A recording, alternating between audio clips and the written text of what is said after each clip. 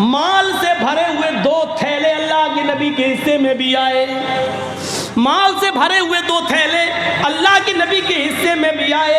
اس کو اٹھا رہے ہیں تو اٹھا نہیں پا رہے ہیں، اس کو اٹھا رہے ہیں تو اٹھا نہیں پا رہے ہیں، لیکن فرمایا اپنا اپنا مال لے کر جاؤ. اس لیے اللہ کے رسول کو بھی اپنا حصہ خود اٹھانا پڑا. اٹھا رہے ہیں لیکن مال اتنا تھا کہ اٹھ نہیں رہا ہے، پھر بھی کوشش کرتے ہو جس طریقے سے چل پا رہے ہیں چل رہے ہیں. صحابہ اپنا اپنا حصہ لے کر چلے گئے. 2 تھیلے اللہ کے نبی کے حصے میں بھی آئے. جیسے آپ نے ان دونوں تھیلوں کو اٹھایا، مسجد سے باہر نکلے، اپنے گھر کی طرف آگے بڑھنا چاہتے ہیں، کیا دیکھتے ہیں کہ داہنی طرف ایک 7 سال کا بچہ کھڑا ہے، بائیں طرف ایک 9 سال کا بچہ کھڑا ہے. دائیں طرف دیکھا اس نے ایک ہاتھ پکڑ رکھا ہے، تھیلا چھین رہا ہے. دوسری طرف دیکھا 9 سال کا بچہ میرا دوسرا تھیلا پکڑ کے کھینچ رہا ہے. میں نے کہا کیا ہوا؟ اس نے کہا 7 سال کا بچہ، اللہ کے نبی میرا باپ اس دنیا سے انتقال کر گیا ہے، میری ماں کمانے کے لائق نہیں ہے، میں یتیم ہوں. دوسری طرف نظر دوڑائی، وہ کہنے لگا اللہ کے نبی میری ماں اس دنیا سے رخصت ہو چکی ہے، میرا باپ بوڑھا ہو چکا ہے، وہ کمانے کے لائق نہیں، میں بھی یتیم ہوں. ایک نے کہا میرا باپ نہیں، دوسرے نے کہا میری ماں نہیں. اللہ کے نبی صلی اللہ علیہ وسلم نے پھر دیکھا تو 7 سال کا بچہ کہتا کہ میرے گھر میں 5 دن سے چولہا نہیں جلا. بائیں طرف دیکھا تو وہ کہہ رہا کہ میرے گھر میں 7 دن سے چولہا نہیں جلا. ہاتھوں کی گرفت ڈھیلی پڑ گئی. آپ نے کہا بیٹے یہ تھیلا تم لے جاؤ. دوسرا تھیلا آپ نے لیا اور کہا بیٹے یہ تم لے جاؤ. دونوں بچے اپنے سر پر تھیلا لاد کر لے جا رہے ہیں. اللہ کے نبی صلی اللہ علیہ وسلم ان کو دیکھ رہے ہیں اور اس وقت تک ان دونوں بچوں کو دیکھتے رہے جب تک کہ وہ دونوں بچے نبی کی آنکھوں سے اوجھل نہیں ہو گئے، وہ دونوں بچے نبی کی آنکھوں سے دور نہیں ہو گئے. اللہ کے نبی ان دونوں بچوں کو دیکھتے رہے. جب وہ خود اوجھل ہو گئے تب آپ گھر گئے، دروازے کو دستک دی. اماں عائشہ نے دروازہ کھولا، ہنستے ہوئے دیکھا ہے. اللہ کے نبی نے کہا السلام علیکم. عائشہ جواب دیتی ہیں وعلیکم السلام. اللہ کے رسول میرے شوہر میرے سرتاج خالی ہاتھ گئے، خالی ہاتھ واپس. آپ تو اپنا حصہ لانے والے تھے، کیا ہوا؟ عائشہ ادھر آؤ، بستر پر بیٹھ جاؤ. بیٹھ گئی. کہا عائشہ راستے میں 2 یتیم بچے مل گئے، مال بہت ملا تھا، آج ہمارے گھر میں چولہا جلتا، لیکن 2 یتیم بچوں نے میرا راستہ روک لیا. ایک کا باپ نہیں، ایک کی ماں نہیں. ایک کے گھر میں 5 دن سے چولہا نہیں جلا، ایک کے گھر میں 7 دن سے نہیں چلا. میں نے ایک تھیلا اس کو دے دیا، ایک اس کو دے دیا. دونوں بچے اپنے اپنے گھر لے گئے. امی عائشہ کہتی ہیں ٹھیک ہے اچھا کیا، لیکن دونوں تھیلوں میں سے ایک ایک 2 مٹھی نکال لیتے تو آج میرے گھر میں بھی چولہا جل جاتا. میں کہاں کہہ رہی ہوں کہ آپ نے غلط کیا، لیکن جب مال بہت تھا تو تھوڑا تھوڑا نکال لیتے، 2 مٹھی ایک ایک مٹھی نکال لیتے تو آج میرے گھر میں بھی روٹی پک جاتی، آج میرے گھر میں بھی سالن پک جاتا. اللہ کے نبی فرماتے ہیں عائشہ میں نے سوچا کہ نکال لوں تھوڑا تھوڑا، لیکن پھر سوچا کہ 5 دن سے چولہا نہیں، اس کے 7 دن سے نہیں، میں نیت کر چکا تھا کہ میں پورا یتیم بچوں کو دے دوں گا. پھر میں نے اپنی نیت کو توڑنا گوارا نہیں کیا. حضرت عائشہ کہتی ہے ٹھیک ہے کوئی بات نہیں، لیکن پھر بھی تھوڑا سا نکال لیتے تو اچھا ہوتا. تو اللہ کے نبی نے اب جو جواب دیا وہ جواب یہ تھا عائشہ یتیمی میں نے دیکھی ہے تم نے نہیں. عائشہ یتیمی میں نے دیکھی ہے تم نے نہیں. عائشہ تمہارے باپ ابو بکر آج بھی زندہ ہیں، عائشہ تمہاری ماں آج بھی زندہ ہیں، تم نے یتیمی نہیں دیکھی ہے. یتیمی کا درد مجھ سے پوچھو. جب میں اپنی ماں کے پیٹ میں تھا 7 مہینے کا تھا، ابھی 9 مہینے پورا ہونے میں 2 مہینے باقی تھے. میرا اس دنیا میں آنے میں 2 مہینے کا وقت باقی تھا. میرا باپ مجھے میری ماں کے پیٹ میں چھوڑ کے دنیا چھوڑ کے چلا گیا. جب میں باہر آیا میں نے اس سنسار میں نے اس دنیا میں میں نے مکے کی فضا میں جب کھلی سانس لی تو بڑا ہونے کے بعد پتا چلا کہ میرے پیدا ہونے سے 2 مہینے پہلے ہی میرا باپ اس دنیا سے چلا گیا۔ عائشہ یتیمی کا درد مجھ سے پوچھو، جب میں 6 سال کا ہوا میری ماں مجھے اپنے ننیال، میرے ممیال یا ننیال لے کر گئی، مجھے میرے ماں اور نانا کے گھر لے کے گئی۔ جب میں لوٹ کے وہاں سے واپس آ رہا تھا میری ماں میری انگلی پکڑ کے مجھے چلا رہی تھی۔ مقام ابوا، راستے میں ایک مقام پڑتا ہے، وہی میرے باپ کی قبر تھی۔ میری ماں کہتی ہے بیٹے چلو تمہیں تمہارے ابو کی قبر دکھاتی ہوں۔ میری ماں نے جب مجھے میرے باپ کی قبر دکھائی اسی وقت میری ماں بھی اپنے شوہر کی جدائی برداشت نہ کر پائی اور اسی وقت وہ بیٹھ گئی قبر پر۔ بیٹھتے ہی اس کو اٹیک پڑتا ہے اور میری ماں کی روح قبض سے انسری سے پرواز ہو جاتی ہے۔ عائشہ ایسا دن کبھی دیکھا ہوگا کہ ابھی اپنے باپ کی قبر دیکھ رہا ہوں اپنی آنکھوں سے، ابھی رو کر آنکھیں خشک بھی نہیں ہوئی، پلٹ کے دیکھا تو ماں کو بھی مرا ہوا پایا، پلٹ کے دیکھا تو ماں بھی اس دنیا سے چلی گئی۔ یعنی باپ کی قبر کو دیکھ کر ابھی پلٹا بھی نہیں تھا کہ ماں بھی مجھے چھوڑ کے چلی گئی۔ یتیمی کا درد میں نے دیکھا ہے عائشہ، جب مجھے میرے دادا نے پالا اور جب میں 8 سال کا ہوا تو میرا دادا بھی مجھے چھوڑ کے چلا گیا۔ یتیمی کا درد میں نے دیکھا ہے، تم نے نہیں، اس لیے کسی یتیم بچے کا حصہ لینا میں نے گوارا نہیں کیا، اپنا سارا مال یتیموں کو دے دیا۔ حضرت عائشہ فرماتی ہیں وہ تقریباً زوال کا وقت تھا جب اللہ کے نبی صلی اللہ علیہ وسلم نے مجھے یہ بتایا، اس کے بعد آپ لیٹ گئے، تھوڑی دیر کے بعد زوال کا وقت ختم ہوتا ہے، ظہر کا وقت لگ جاتا ہے۔ حضرت بلال نے اذان دی، اللہ کے نبی نے وضو بنایا اور وضو بنانے کے بعد مسجد میں جب ظہر کی نماز پڑھانے کے لیے گئے تو آپ نے نماز پڑھانے کے بعد ان دونوں یتیم بچوں کا دماغ میں بھرا ہوا تھا، یتیم بچوں کے بارے میں وہ آپ کے ذہن میں تھا۔ آپ نے وہاں لوگوں کو بتایا، لوگوں انا وکافل الیتیمی فی الجنتی کہاتین، انا وکافل الیتیمی فی الجنتی کہاتین، لوگوں قیامت کے دن میں اور پڑوسیوں کو پرورش کرنے والا، میں اور پڑوسیوں کو اور یتیموں کو کھلانے پلانے والا، قیامت کے دن میں اور یتیموں کی پرورش کرنے والا، یتیم بچوں کو پالنے پوسنے والا، یتیم بچوں کا خیال رکھنے والا، قیامت کے دن ہم دونوں جنت میں ایسے رہیں گے۔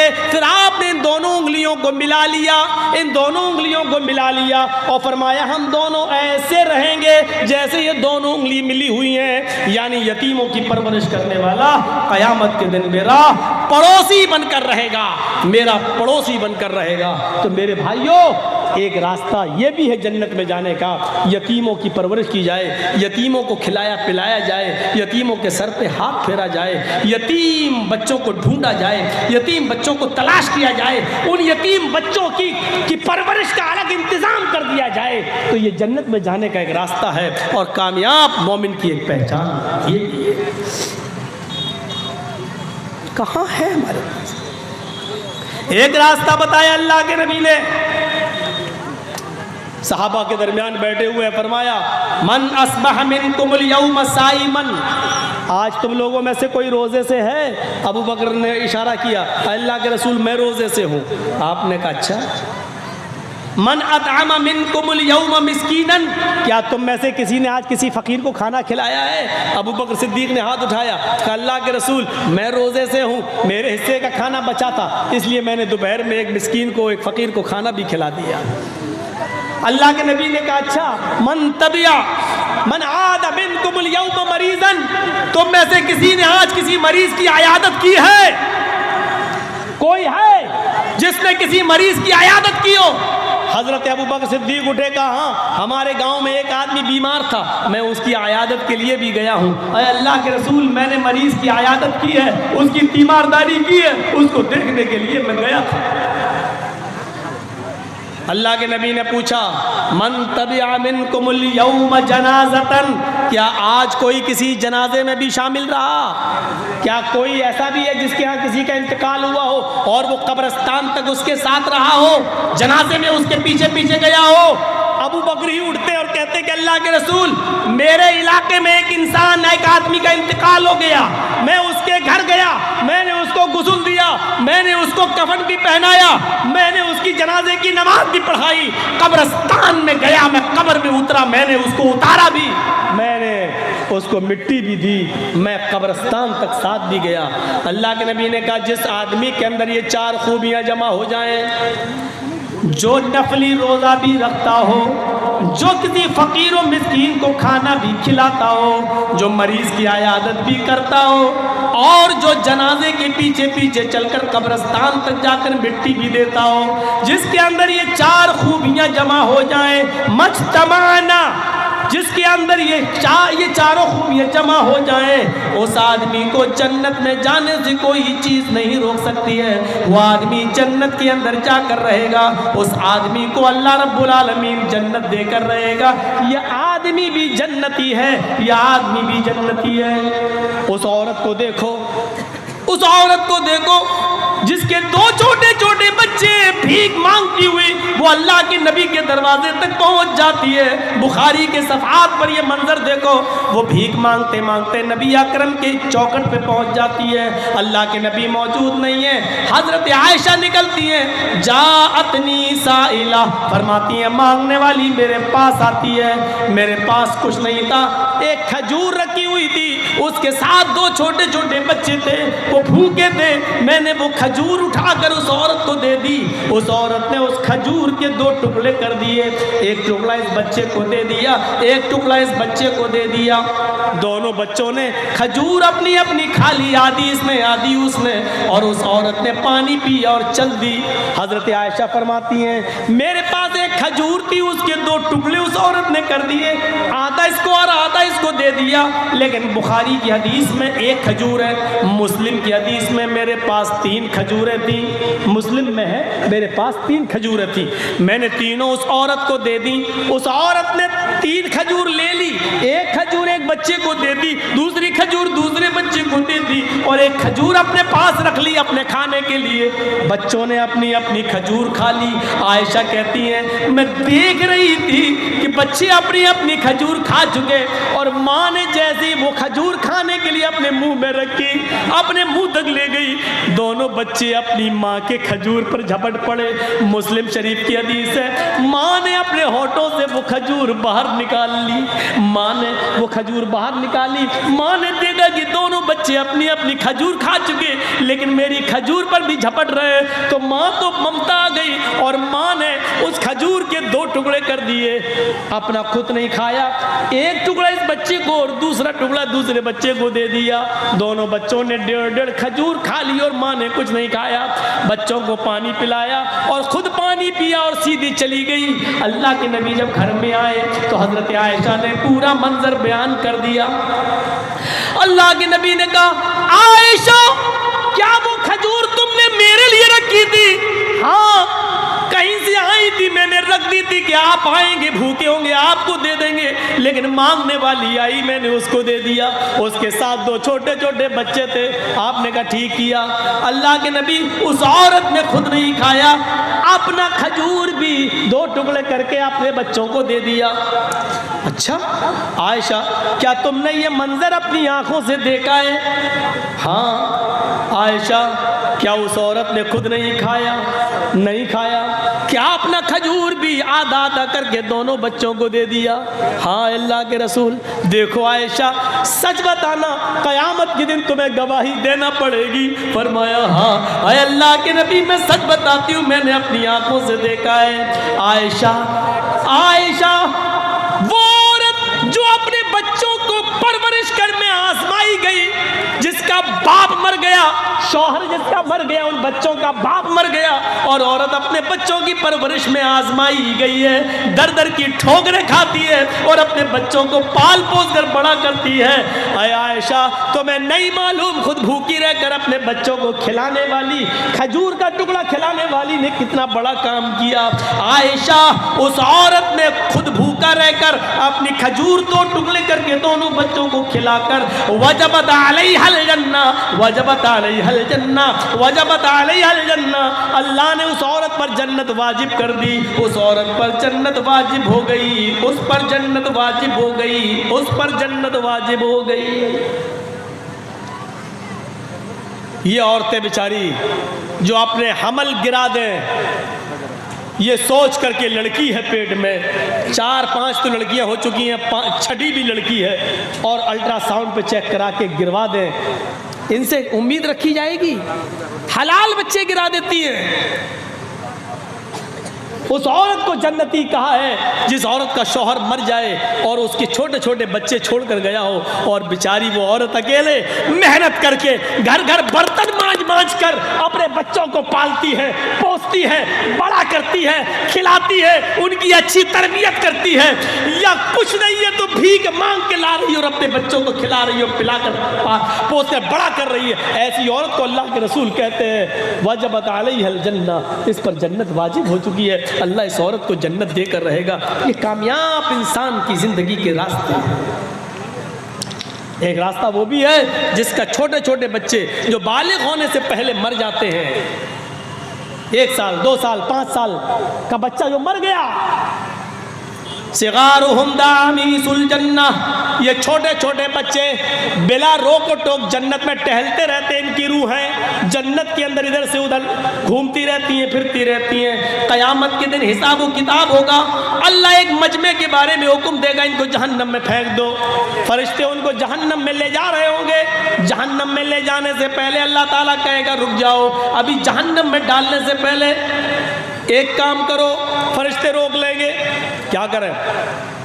اللہ کہے گا ان کے چھوٹے چھوٹے بچے ہم نے دنیا میں چھینے تھے، ان سے 1 سال کا 2 سال کا بچہ ہم نے ان سے دنیا میں چھین لیا تھا، وہ جنت میں ان کی روحیں ٹہل رہی ہیں، آئے فرشتوں ان چھوٹے چھوٹے بچوں کو لے کر آؤ اور ان کو ان کے ماں باپ سے ملوا دو، چلو یہ جہنم میں جانے والے ہیں، ایک بار ان کو ان کے چھوٹے چھوٹے بچوں سے ملوا دو اور ان بچوں کو ان کے ماں باپ سے ملوا دو۔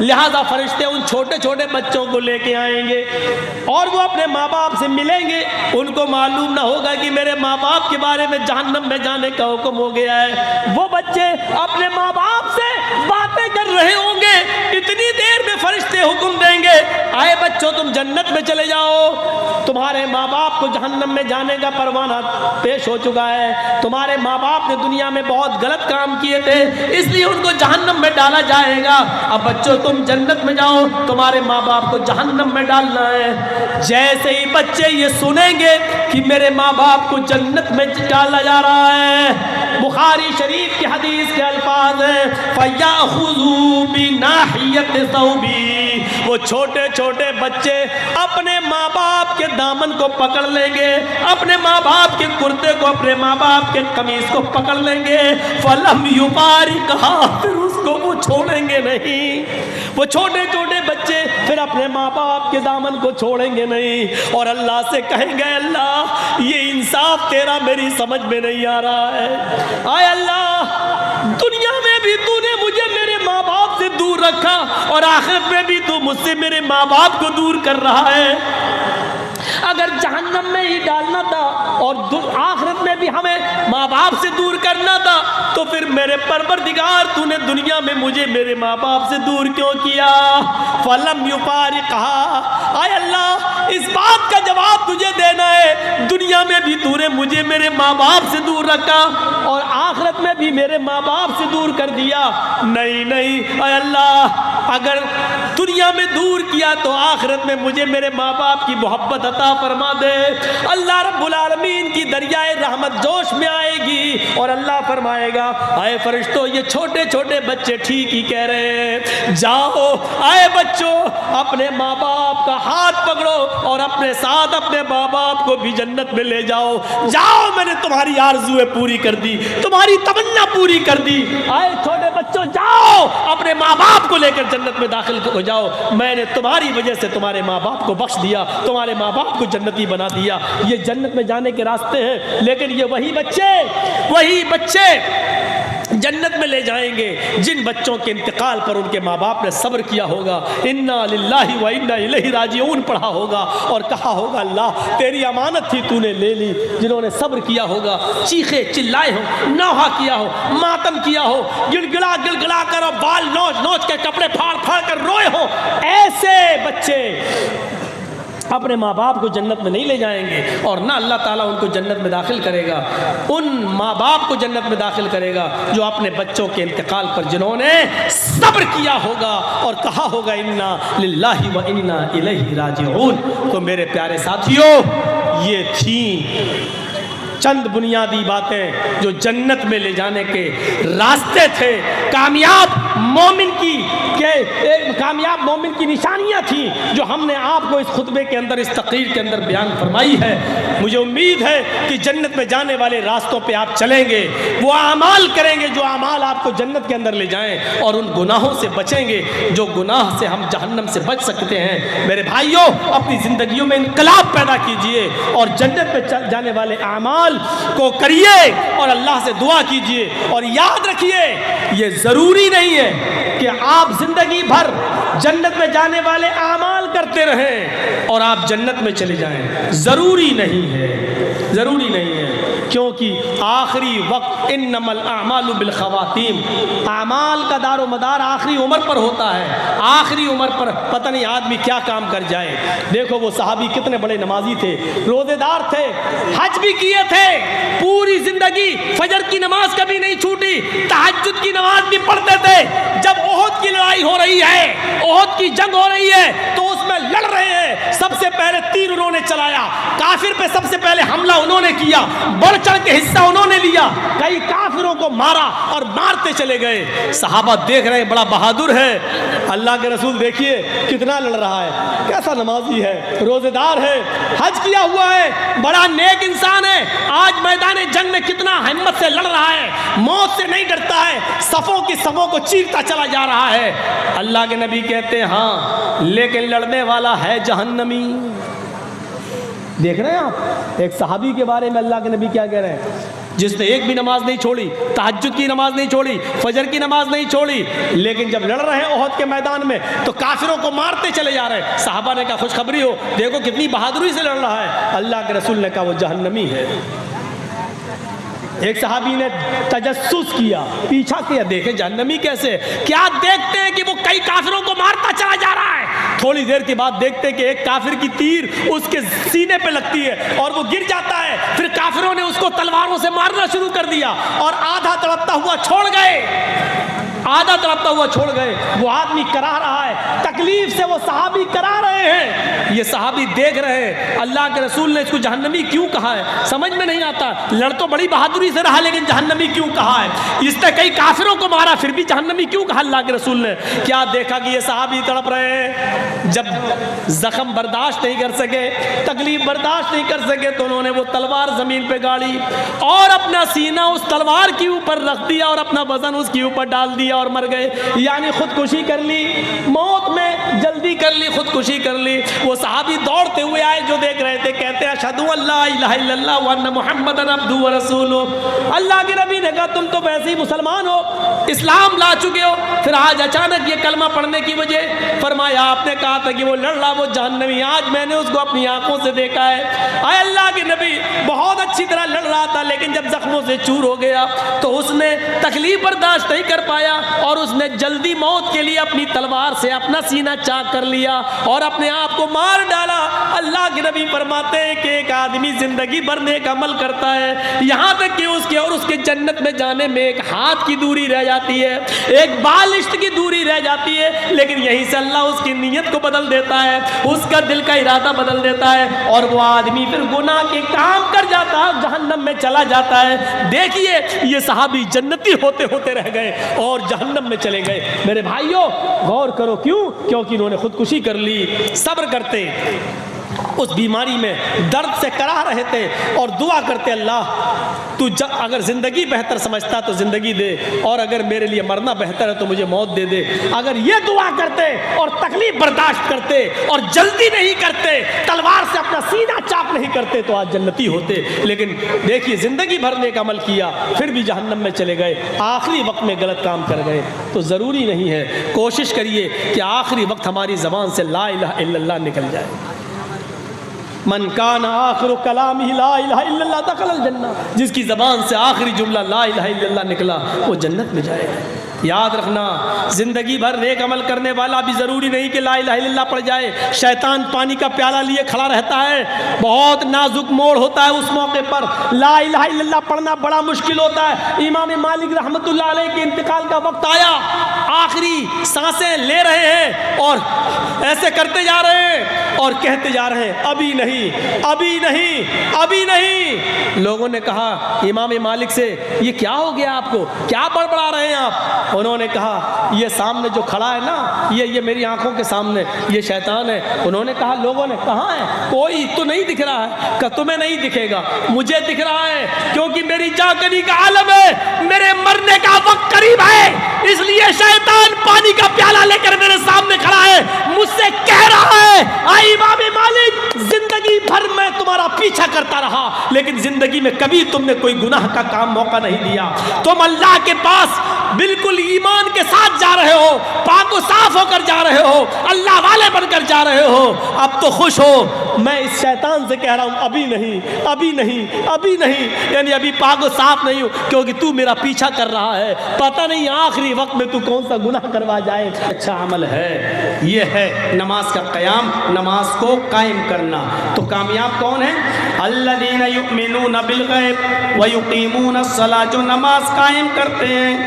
وَمِمَّا رَزَقْنَاهُمْ يُنْفِقُونَ, اور ہم نے ان کو جو رزق دیا ہے, جو روزی دی ہے, جو مال و دولت سے ہم نے ان کو نوازا ہے, جو ہماری راہ میں اللہ کی راہ میں جو اس میں سے خرچ کرتے رہتے ہیں, یہ لوگ بھی کامیاب ہیں. وَالَّذِينَ يُؤْمِنُونَ بِمَا أُنزِلَ إِلَيْكَ وَمَا أُنزِلَ مِن قَبْلِكَ, اور جو کتاب ہم نے آپ کے اوپر نازل کی اے محمد صلی اللہ علیہ وسلم یعنی قرآن, جو اس کتاب پر ایمان رکھتے ہیں, اور آپ سے پہلے جو کتابیں ہم نے اتاری تھیں, تورات, زبور, انجیل, جو پہلے کتابیں اتاری, جو ان کتابوں پر بھی ایمان رکھتے ہیں. وَبِالْآخِرَةِ هُمْ يُوقِنُونَ, اور قیامت کے دن پر یقین ہے کہ ہاں ایک دن آئے گا, ڈے آف ججمنٹ, فیصلے کا دن, جہاں ہمارے اچھے اور برے کرتوت اور اچھے عملوں کا اور برے کرتوتوں کا ہمیں پورا بدلہ دیا جائے گا. اچھے عمل کیے تو جزا اور برے اعمال کیے تو اس کی سزا ہمیں ملے گی. اور ایک دن ایسا آئے گا اور اس کو ہم قیامت کا دن, ڈے آف ججمنٹ, پرلے یا مہا پرلے کے نام سے ہم اس کو یاد کرتے ہیں. ایک دن آئے گا, جو اس کو یقین رکھتے ہیں کہ ہاں قیامت کا دن آئے گا. اتنی چیزوں کو بیان کرنے کے بعد اللہ نے کہا جو ان چیزوں کو مانتے ہیں, ان پر ایمان رکھتے ہیں, یہ کون ہیں؟ اولئک علی ھدی من ربہم, یہی وہ لوگ ہیں جو اپنے رب کی ہدایت پر ہیں, یہی وہ لوگ ہیں جو اپنے رب کی ہدایت پر ہیں. وَأُولَئِكَ هُمُ الْمُفْلِحُونَ, اور یہی وہ لوگ ہیں جو کامیاب ہونے والے ہیں, یہی وہ لوگ ہیں جو کامیابی کی زندگی گزاریں گے, یہی وہ لوگ ہیں جو جنت میں جانے والے ہیں, یہی لوگ کامیاب ہیں. غور کیجئے, اللہ نے کہا جو جہنم سے بچا لیا جائے اور جنت میں داخل کر دیا جائے وہ کامیاب ہے, اور یہاں کامیاب کس کو کہا ہے؟ جو ایمان رکھتے ہیں غیب پر, جو نماز قائم کرتے ہیں, جو اللہ کے دیے ہوئے رزق میں سے خرچ کرتے ہیں, جو قرآن اور قرآن سے پہلے نازل کی ہوئی کتابوں پر ایمان رکھتے ہیں, جو قیامت کے دن کا یقین رکھتے ہیں, یہ لوگ کامیاب ہیں, یعنی یہ لوگ جنتی ہیں, یہ لوگ جنت میں داخل ہونے والے ہیں. یہ ہے کامیاب انسانوں کی, مسلمانوں کی, مومنوں کی ایک لسٹ. اللہ رب العالمین نے 18ویں پارے کے اندر بھی کامیاب مومن کی ایک لسٹ بتائی ہے. قد افلح المومنون, وہ مومن کامیاب ہو گئے. کون؟ الذین هم فی صلاتهم خاشعون، جو اپنی نمازوں میں خشوع اور خضوع برتتے ہیں، جو اپنی نمازوں میں خشوع اور خضوع برتتے ہیں، کوے کی چونچیں مارنے والی نماز نہیں پڑھتے بلکہ خشوع اور خضوع برتتے ہیں، بہت اطمینان کے ساتھ، رکوع اچھا، قیام اچھا، سجدہ اچھا، دونوں سجدوں کے درمیان بیٹھنا، وہ جلسہ استراحت وہ اچھا، رکوع کے بعد اٹھ کر ایک دم سجدے میں نہ جانا بلکہ قومے میں اچھی طریقے سے کھڑا ہونا، اچھے الفاظ نکالنا، آیتیں صحیح سے پڑھنا، قرآن اور جو اللہ کے رسول نے دعائیں بتائی ہیں ان کو ٹھہر ٹھہر کر اس کی تلاوت کرنا، یہ ہے نماز کا خشوع اور خضوع۔ الذین هم فی صلاتهم خاشعون، جو اپنی نمازوں میں خشوع اور خضوع برتتے ہیں، والذین هم عن اللغو معرضون، جو ہر لغو کام سے، ہر برے اور بیہودہ کام سے دور رہتے ہیں۔ بیہودہ کاموں کی پوری ایک لسٹ ہم آپ کے سامنے نہیں رکھ سکتے ہیں، ہر وہ کام جس کام کے کرنے پر گناہ ہو وہ کام لغو ہے، وہ کام بیہودہ ہے۔ اللہ نے بہت سے کاموں کو گنایا نہیں ہے، صرف لغو کہہ کر یہ اشارہ کر دیا ہے، ہر وہ کام جس کام کے کرنے پر گناہ ہو وہ لغو ہے۔ والذین هم عن اللغو معرضون، جو ہر لغو، ہر بیہودہ کام سے اعراض کرتے ہیں۔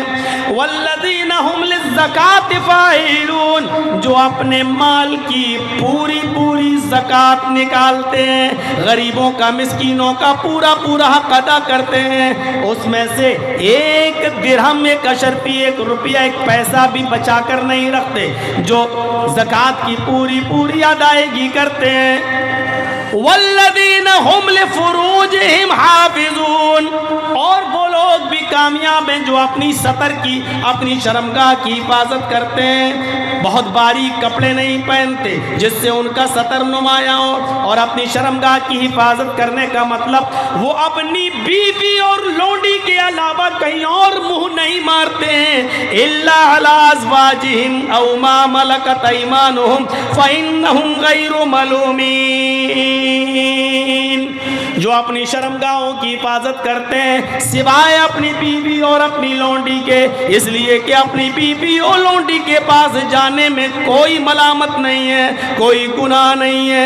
فمن ابتغى وراء ذلك، بیوی کو چھوڑ کر جو کہیں اور اپنی شرمگاہ کا استعمال کرتا ہے اور اس سے حفاظت نہیں کرتا ہے، اولئک هم العادون، یہی لوگ حد سے گزرنے والے ہیں، یہی لوگ سرکشی کرنے والے ہیں، یہی لوگ حد سے تجاوز کرنے والے ہیں۔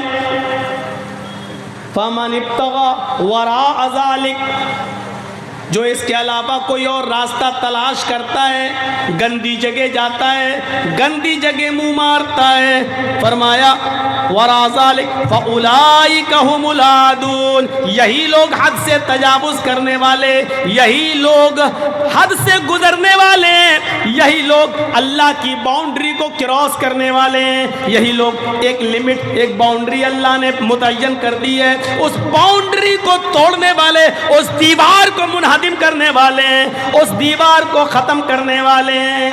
اس کے بعد اللہ نے فرمایا والذین هم لاماناتہم وعہدہم راعون، جو اپنی امانتوں کا پاس و لحاظ رکھتے ہیں، امانتوں میں خیانت نہیں کرتے، اور جو اپنے عہد و پیمان، وعدے کے پورے پکے ہیں، عہد و پیمان کی رعایت برتتے ہیں، اپنے وعدے پر قائم رہتے ہیں، اپنے زبان پر کھڑے اترتے ہیں، اپنی زبان کے پکے ہیں، اپنے وعدے اور عہد کے پابند ہیں۔ والذین هم علی صلاتہم یحافظون، اور جو اپنی نمازوں کی محافظت برتتے ہیں۔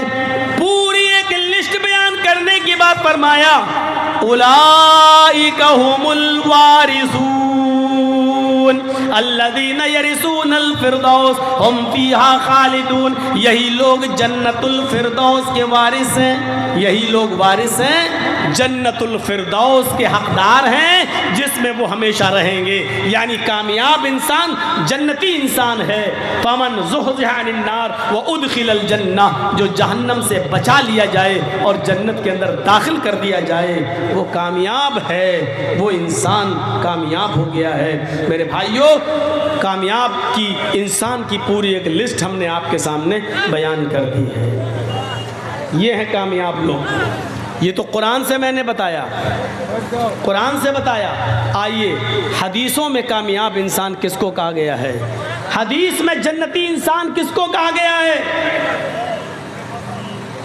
آئیے پہلا عمل بتاتے ہیں آپ کو. ما منکم من احد یتوضأ فیحسن الوضوء ثم قال اشہد ان لا الہ الا اللہ واشہد ان محمدا عبدہ ورسولہ الا فتحت لہ ابواب الجنۃ الثمانیۃ.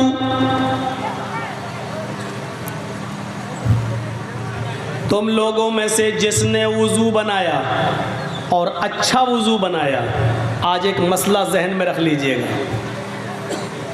ایک تو ہوتا ہے وضو اور ایک ہوتا ہے اچھا وضو. اللہ کے نبی صلی اللہ علیہ وسلم نے یہ دونوں باتیں کہہ دی.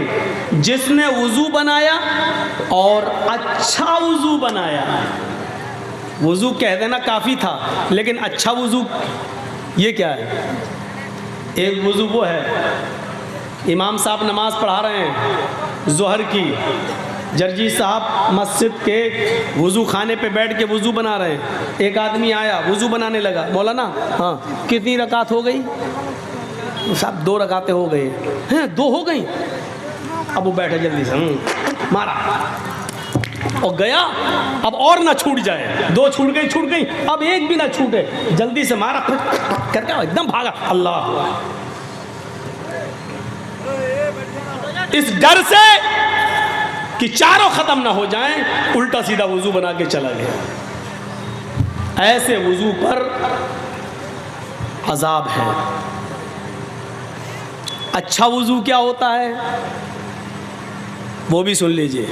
اور آج میں آپ کو بتا دوں تقریباً 90% لوگ بلکہ 95% لوگ غلط وضو بنا رہے ہیں.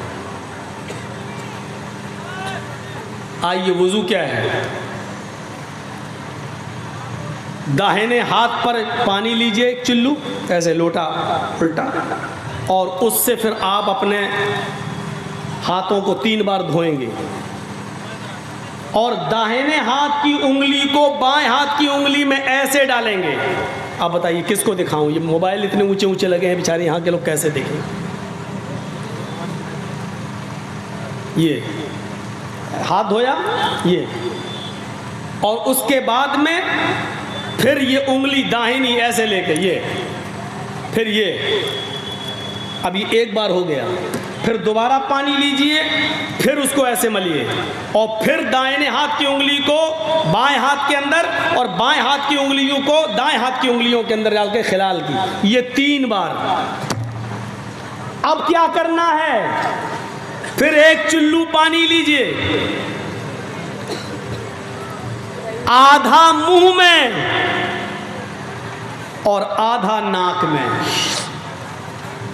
اور ناک میں خوب چڑھانا ہے.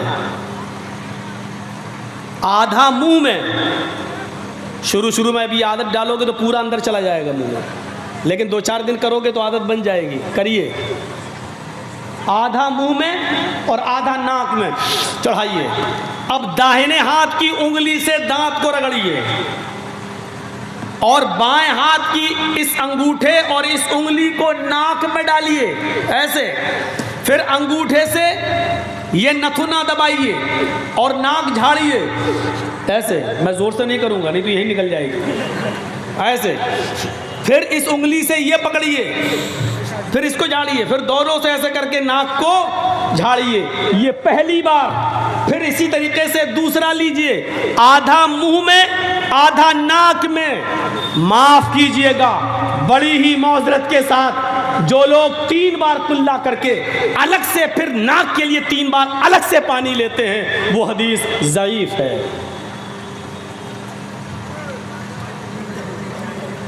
ایک ہی چلو پانی میں آدھا منہ میں لینا ہے اور آدھا ناک میں لینا ہے، اور ناک میں خوب تیز چڑھانا ہے، لیکن روزے کی حالت میں تیز نہیں چڑھانا ہے۔ اگر رمضان کا مہینہ ہو یا آپ روزے سے ہو تو بس ایسے، بس زیادہ تیز نہیں تو حلق میں چلا جائے گا، لیکن روزے سے نہیں ہو تو آپ کو خوب چڑھانا ہے، ایسے ایسے کرنا ہے۔ یہ اچھی طریقے سے وضو میں یہ شامل ہے۔ میں یہ نہیں کہہ رہا ہوں کہ جو لوگ 3 بار کلا کرتے ہیں پھر 3 بار ناک میں پانی الگ سے ڈالتے ہوئے ان کا وضو نہیں ہوگا، میں یہ نہیں کہہ رہا ہوں، لیکن میں یہ کہہ رہا ہوں کہ وہ حدیث ضعیف ہے۔ 3 بار کلا کرو پھر 3 بار پانی ناک میں الگ سے لو، وہ حدیث ضعیف ہے جس میں آیا ہے۔ لیکن جن حدیثوں میں آیا ہے اللہ کے رسول نے فرمایا کیا، وَاسْتَنْشَقَ وَاسْتَنْسَرَ، وہ ایک ہی جملہ ہے، آپ نے 3 بار کلا کی اور ناک میں پانی ڈالا، یہ نہیں کہا کلا کی پھر الگ سے پانی لیا، یہ نہیں۔ بخاری اور مسلم کی حدیثوں میں ہے آپ نے 3 بار کلا کیا اور ناک میں پانی لیا، یعنی ایک ہی چلو میں 3 بار کلا بھی ہوئی اور آدھے چلو کو ناک میں لے گئے، یہ حدیث صحیح ہے جو بخاری اور مسلم کی ہے۔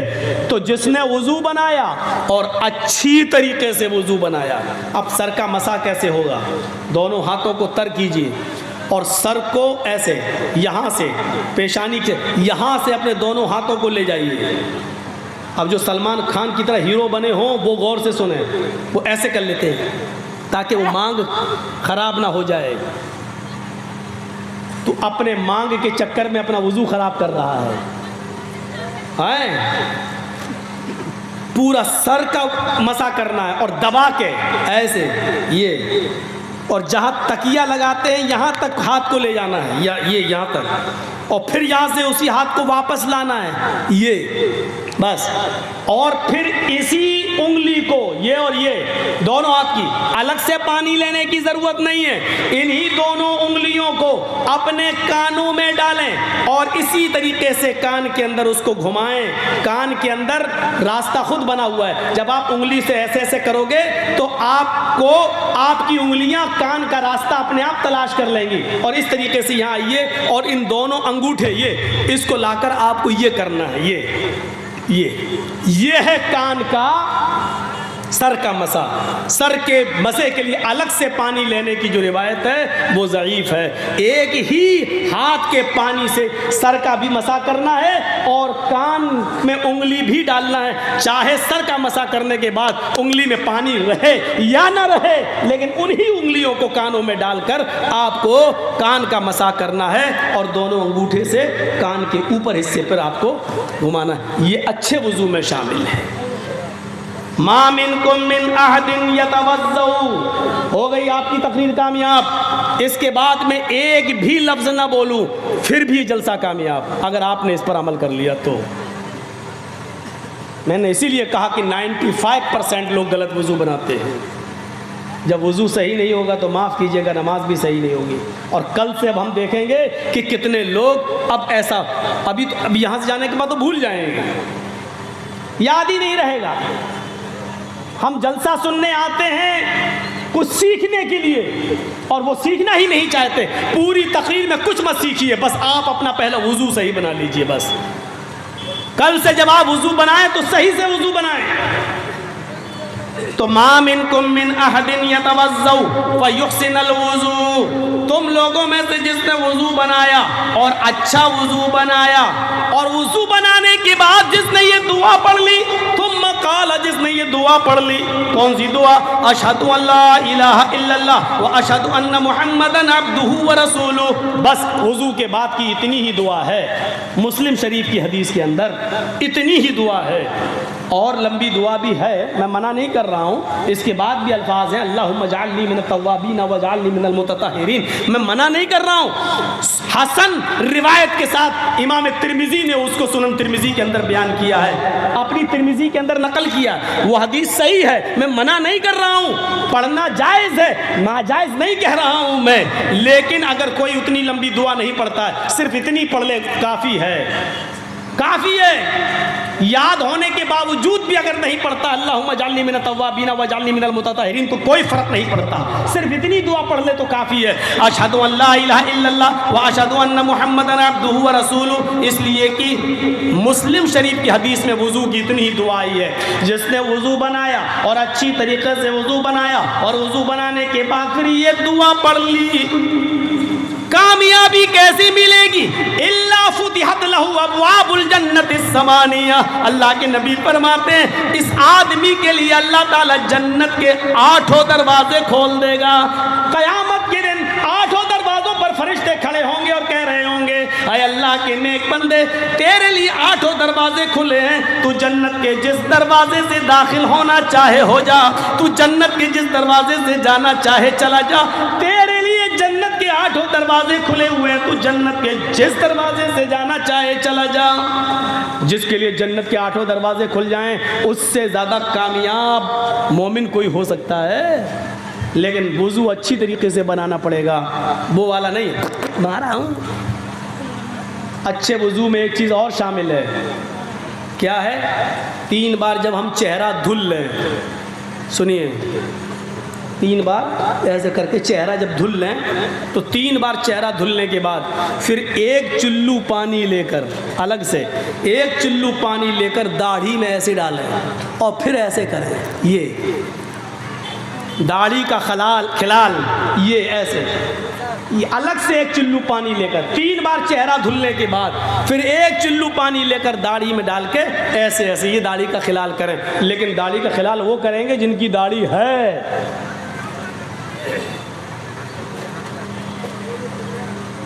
اور جو بیچ والے بنے بیٹھے ہیں ان سے تو کچھ کہہ ہی نہیں سکتے ہیں، وہ تو بیچارے 1 چلو لیں گے کیا، کس کا خلال کریں گے؟ وہ تو پتہ نہیں بیچارے جب رات میں سوتے ہوں گے، بیوی ادھر سو رہی ہے، مرد ادھر سو رہا، بچہ بیچارہ ادھر ہے، اب رات میں اگر بچے کو ماں کے دودھ پینے کی ضرورت پڑ جائے تو بیچارہ ہاتھ مار کے دیکھ رہا تو دونوں کے گال چکنے ہیں، کہیں ایسا نہ ہو کہ وہ باپ ہی کو اماں سمجھ بیٹھے۔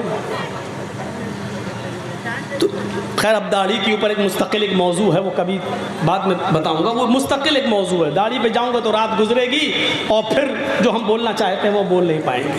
تو ہمیں اور آپ کو یہ بھی سوچنا چاہیے، آج کل ہم دیکھ رہے ہیں سوشل میڈیا پر بھی دیکھ رہے ہیں اور پورا انڈیا گھوم کے ہم دیکھ رہے ہیں، آج کل داڑھی بھی ایک فیشن نکلی ہوئی ہے، مسلمانوں سے زیادہ غیر مسلم لوگ آج کل داڑھی رکھا رہے ہیں۔ فیشن ہی صحیح، لیکن مسلمانوں سے زیادہ آج غیر مسلم لوگ داڑھی رکھا رہے ہیں۔ میں اٹاوا سے اپنا شہر کو تھوڑا سا کچھ دنوں کے لیے چھوڑ کے میں لکھنؤ آ گیا ہوں، اس وقت لکھنؤ میں رہ رہا ہوں، اپنے بچوں کے ایڈمیشن میں نے لکھنؤ میں کرا دی ہے، اس لیے مجھے رہنا پڑ رہا ہے، وہاں میں نے ایک فلیٹ لے لیا ہے، وہاں رہ رہا ہوں۔ لکھنؤ کے اندر میں دیکھ رہا ہوں غیر مسلموں کا حال، مسلمانوں سے زیادہ غیر مسلم لوگ داڑھی رکھارے کے عادی بن چکے ہیں۔ کبھی کبھی تو تعجب ہوتا ہے، لگتا ہے کہ جیسے یہ مسلمان لوگ جا رہے ہیں، کبھی کبھی ایسا ہوتا ہے میں گزر رہا ہوں سلام کر لیتا ہوں، اب وہ کہتا نمستے، تب سمجھ میں آتا ہے کہ یار یہ تو غیر مسلم ہے۔ بھائی میں داڑھی دیکھ کر سلام کر رہا ہوں، ایسی داڑھی نہیں ہے، اچھی خاصی بڑی، اور بڑی داڑھی تو آج کل اب ماشاء اللہ تو نہیں کہوں گا، ہمارے اس دیش کا سرووچ پد پر بیٹھا ہوا آدمی بھی رکھا ہوا ہے، وہ کسی کی بھی نقل کر رہا ہو، لیکن یہاں سے آپ اندازہ تو لگا سکتے ہیں کہ اگر داڑھی کے اندر خوبی نہ ہوتی اور داڑھی میں کمال نہ ہوتا تو اتنا بڑا آدمی اتنی چھوٹی داڑھی کو اتنی بڑی نہیں کرتا۔ وہ اگر مقصد چاہے دھوکہ دینا ہی ہو، لیکن داڑھی تو بڑی کر ہی رہا ہے، اگرچہ اس کی داڑھی یہ بتا رہی ہے کہ میری داڑھی جیسے جیسے بڑی ہوتی جائے گی میں اتنا ہی بڑا دھوکہ دیتا رہوں گا دیش کو، وہ الگ بات ہے کہ وہ میسج کچھ بھی دے رہے، لیکن داڑھی تو ہے ہی نا۔ تو اب یہ صورتحال ہو گئی، مسلمانوں عبرت حاصل کرو، عبرت حاصل کرو۔ تو یہ کامیاب انسان کی زندگی۔ آئیے ایک اور راستہ بتاتا ہوں آپ کو. کتنا ٹائم لگے گا آپ کو. اذا قال المؤذن اللہ اکبر فقولوا اللہ اکبر. جب مؤذن مسجد کے مینارے پر کھڑا ہو کر اذان کے کلمات بلند کرے اور کہے اللہ اکبر تو تم بھی کہو اللہ اکبر. جب مؤذن کہے اشہد ان لا الہ الا اللہ تو تم بھی کہو اشہد ان لا الہ الا اللہ. جب مؤذن کہے اشہد ان محمد رسول اللہ تو تم بھی کہو اشہد ان محمد رسول اللہ.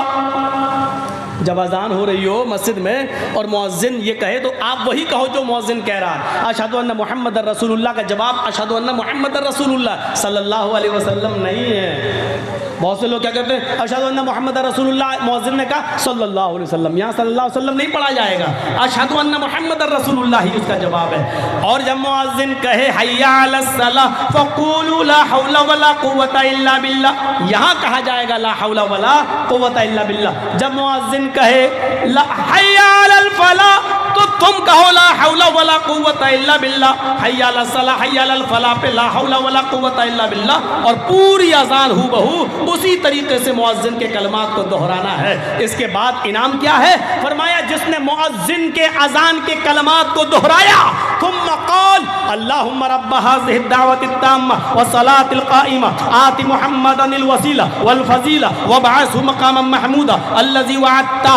جس نے یہ دعا پڑھ لی, مؤذن کے اذان کے کلمات دہرائے اور اس کے بعد یہ دعا پڑھ لی, اللہ کے نبی صلی اللہ علیہ وسلم فرماتے یہ کلمہ, یہ دعا پڑھنے کے بعد مؤذن کے کلمات دہرانے والا اور یہ دعا پڑھنے والا قیامت کے دن جہنم کے دروازے پر بھی کھڑا ہوگا.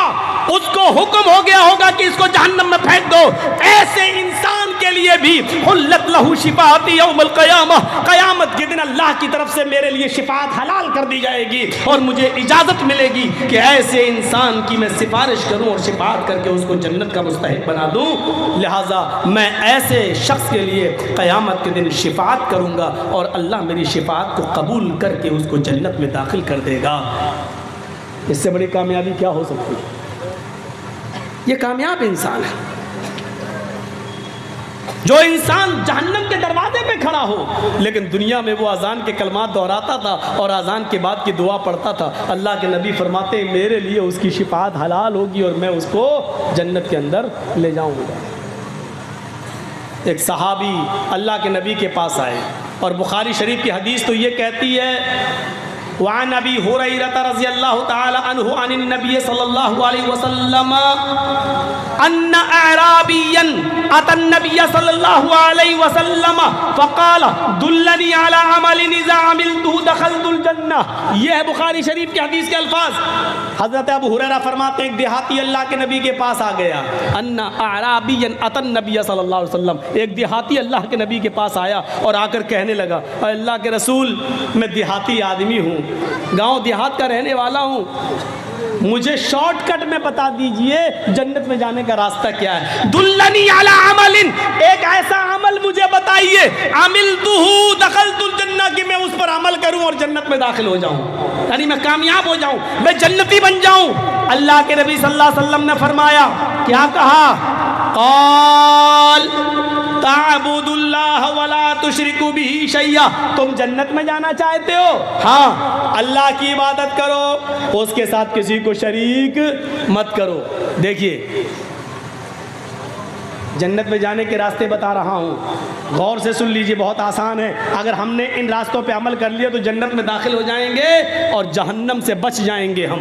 سن لو یہ عمل, تعبد اللہ ولا تشرک به شیئا, اللہ کی عبادت کرو اور اس کے ساتھ کسی کو شریک مت کرو.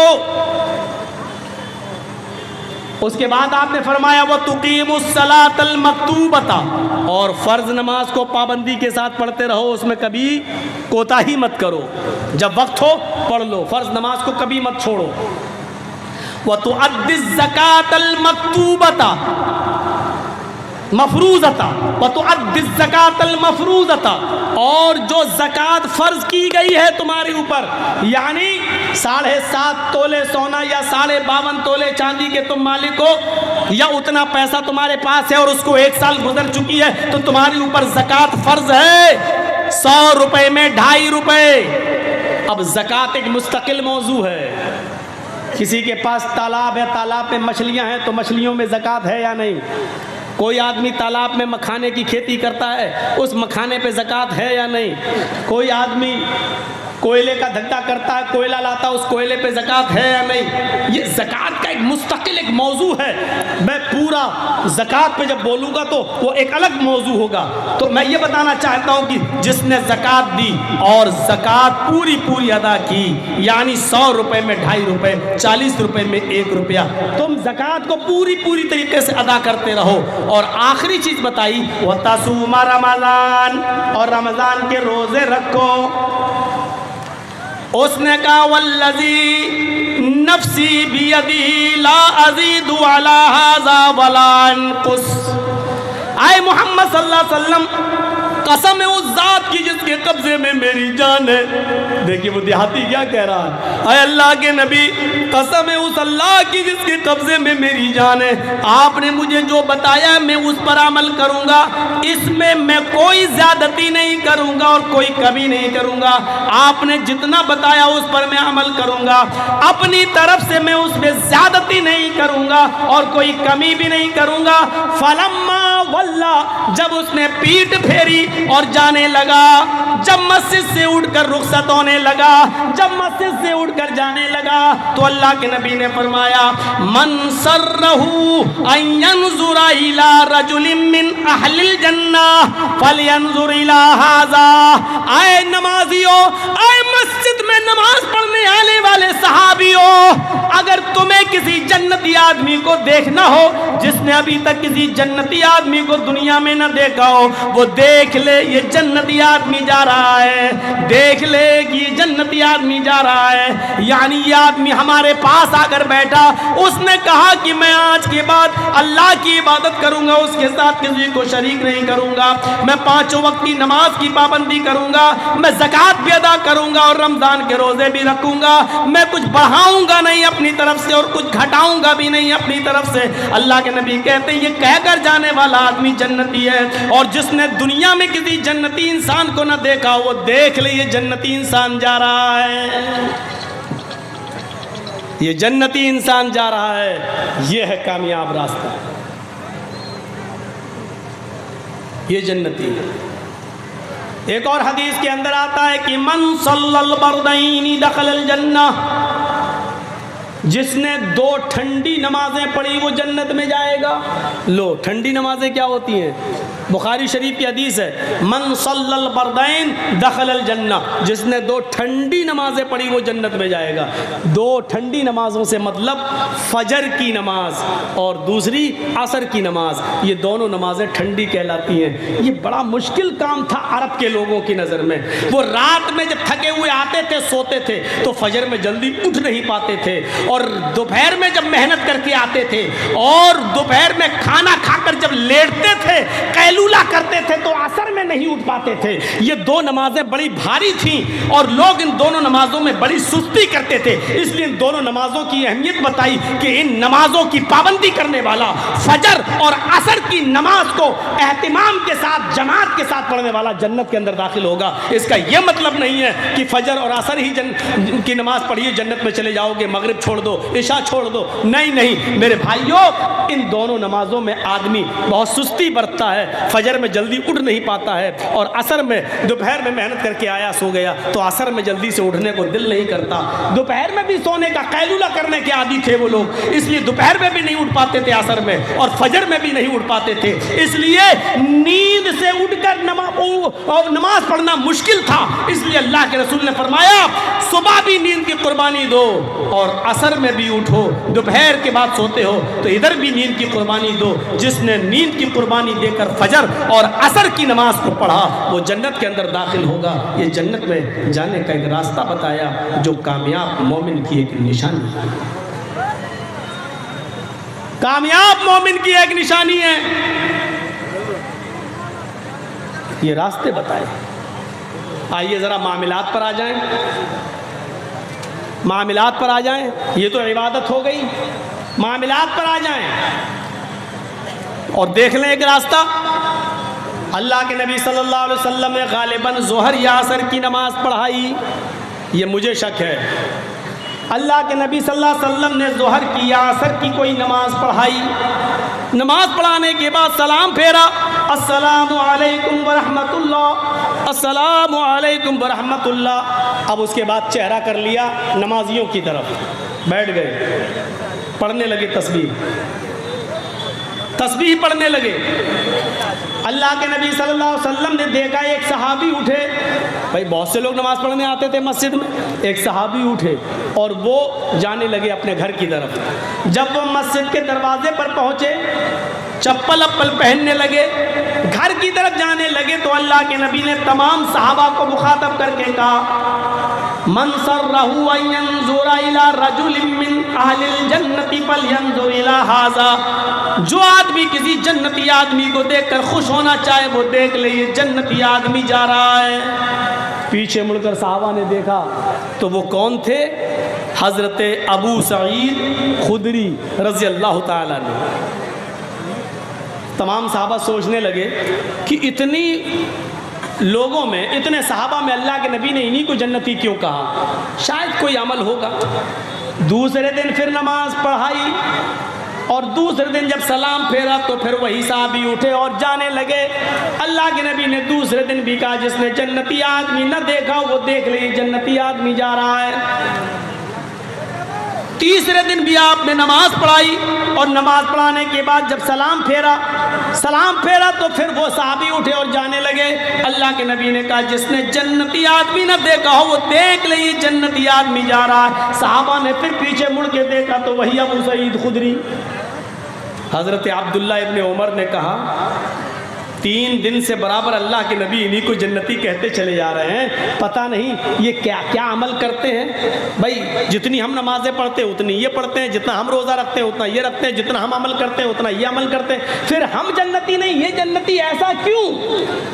تو دل میں سوچا ہو سکتا ہے شاید گھر میں یہ کچھ ایسا عمل کرتے ہو کہ جس کی وجہ سے اللہ کے رسول نے ان کو جنتی کہا ہو اور جبرائیل نے بتا دیا ہو کہ اللہ کے نبی جنتی ہیں۔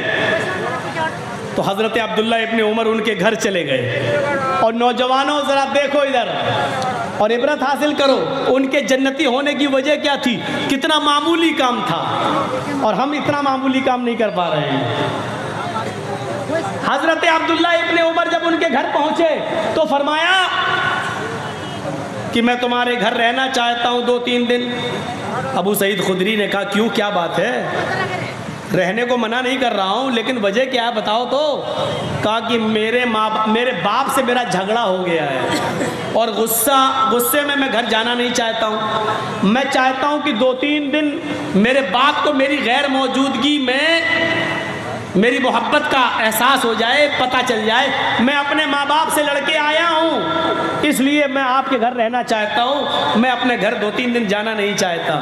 ابو سعید خدری نے کہا، ماں باپ سے لڑائی لڑنا اچھی بات نہیں ہے، ویسے رہو میرے گھر، کوئی دقت نہیں ہے، لیکن ماں باپ سے لڑنا اچھی بات نہیں ہے۔ کہا ٹھیک ہے، 2-3 دن کے بعد ہم اپنے ماں باپ کے پاس چلے جائیں گے۔ رہنا شروع کر دیا۔ اب رہنے کا مقصد تو کچھ اور تھا، لیکن 3 دن رہے، ادھر بھی کوئی خاص عمل دکھائی نہیں دیا۔ جتنا میں اپنے گھر میں نماز پڑھتا ہوں اتنا یہ بھی پڑھتے ہیں، تہجد کے علاوہ یہ کچھ پڑھتے ہی نہیں ہیں، تہجد کے علاوہ میں بھی کچھ نہیں پڑھتا۔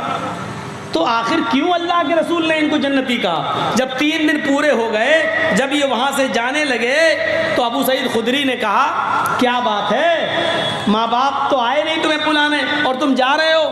فرمایا، اے ابو سعید خدری، میں اپنے ماں باپ سے ناراض ہو کر نہیں آیا تھا، میں نے آپ سے جھوٹ کہا تھا۔ اچھا، اور جب صحیح بات بتا دی تو اب جھوٹ کہاں رہ گیا؟ کہا میں تو صرف یہ دیکھنے آیا تھا کہ 3 دن آپ نے اللہ کے نبی کے پیچھے نماز پڑھی اور 3 دن جب نبی نے سلام پھیرا تو آپ اٹھ کے چل دیے۔ اللہ کے نبی صلی اللہ علیہ وسلم تمہارے باہر نکلنے کے بعد فرماتے تھے کہ جنتی آدمی گیا ہے، جس نے جنتی نہ دیکھا وہ دیکھ لے، یہ جنتی ہے۔ میں نے دیکھا کہ تمہارا عمل ہم سے زیادہ نہیں ہے، شاید گھر میں کوئی عمل کرتے ہو، میں گھر میں تمہارا عمل دیکھنے کے لیے چلا آیا اور بہانہ یہ کیا کہ میرے ماں باپ مجھ سے ناراض ہیں، لیکن دیکھ یہ رہا تھا کہ آپ گھر میں کیا کرتے ہیں۔ آپ کا گھر میں بھی کوئی عمل ایسا نہیں ہے جو مجھ سے زیادہ ہو، جتنا آپ اپنے گھر میں کرتے ہیں اتنا میں بھی اپنے گھر میں کرتا ہوں، لیکن وجہ سمجھ میں نہیں آ رہی ہے۔ اللہ کے نبی نے آپ کو جنتی کہا، لیکن ہم لوگوں کو جنتی کیوں نہیں کہا؟